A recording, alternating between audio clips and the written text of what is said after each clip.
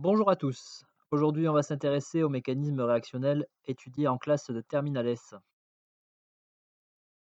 Lors d'une réaction chimique, des liaisons se créent et d'autres se cassent. Les liaisons chimiques étant constituées d'électrons, on va représenter par des flèches courbes le déplacement de ces électrons. Pour illustrer mon propos, je vais m'inspirer des exemples proposés dans l'exercice 15, page 318 du manuel de terminale S Bordas, collection Espace. Lorsqu'on forme une liaison, il faut tout d'abord repérer le site donneur d'électrons et le site accepteur. Un site donneur est un site riche en électrons, souvent un atome électronégatif comme l'azote, l'oxygène ou les halogènes, le chlore, l'iode, le fluor, engagé dans une liaison polarisée et ayant une charge partielle delta-, ou bien un atome ayant un réel excès d'électrons et portant une charge négative. Un site accepteur, quant à lui, est un atome pauvre en électrons, engagé dans une liaison polarisée, avec un atome plus électronégatif et portant une charge partielle delta+, ou bien un atome ayant un réel déficit d'électrons et portant une charge positive. Passons aux exemples.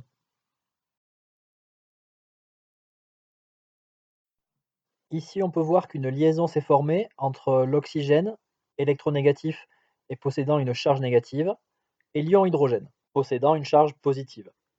Ils sont donc respectivement les sites donneurs et accepteurs. L'oxygène possède 3 doublés non liants dans les réactifs et seulement 2 dans les produits. C'est donc un de ces doublés non liants qui participe à la formation de la liaison. On trace une flèche courbe partant d'un doublé non liant et allant vers l'ion hydrogène.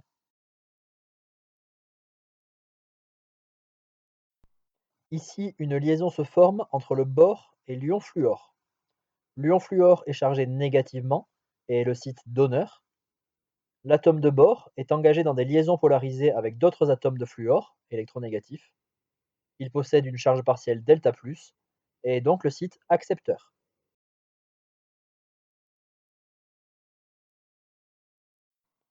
La flèche courbe part donc d'un doublé non liant de l'ion fluor pour aller vers le bore. On peut également remarquer que le bore a finalement gagné un électron, fourni par l'ion fluor, et c'est donc lui qui possède maintenant un excès d'électrons, symbolisé par le signe moins.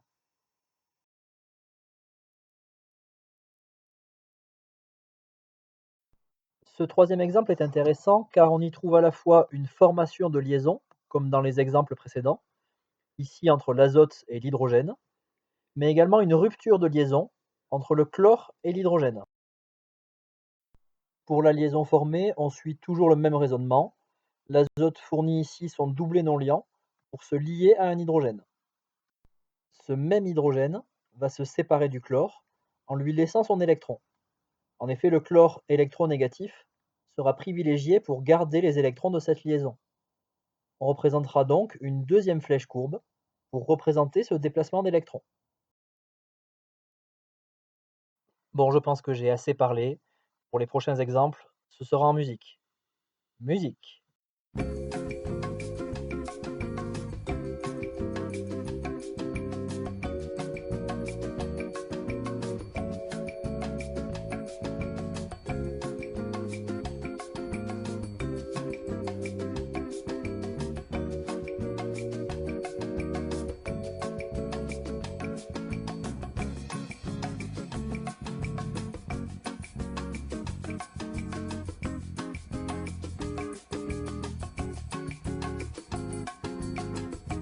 Allez, on passe bientôt à la suivante.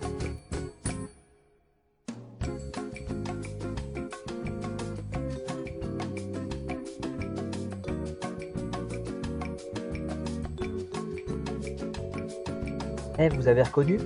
C'est l'autoprotolyse de l'eau.